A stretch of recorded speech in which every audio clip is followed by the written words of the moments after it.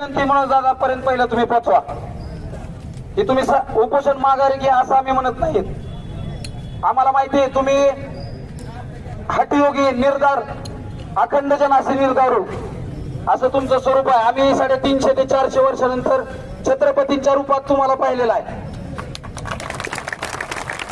छत्रपती शिवाजी महाराजांचा वैचारिक वारस म्हणून आम्ही तुमच्याकडे पाहतोय। ज्याप्रमाणे समस्त महाराष्ट्र तुमचा शब्द ओलांडत नाही त्याचप्रमाणे आमची इच्छा आहे की दादा तुम्ही अन्न पाणी घ्यावं। आपण तुम्ही म्हणसाल ते ऐकू। तुम्ही म्हणला उद्या मुंबईला चला आज जाऊन बसता आम्ही इथून मुंबईला निघू। फक्त तुम्ही तुमची तब्येत सांभाळा। आरक्षण तर आपण घेऊच। आरक्षण तर घेतल्याशिवाय एकही मराठा राहणार नाही। आरक्षण तर विषय संपलाय आणि छाती टोकून सांगतो आम्हाला गरज नाही आरक्षणाची तरी बी घ्यायचंच। आता सोडायचं नाही आरक्षण।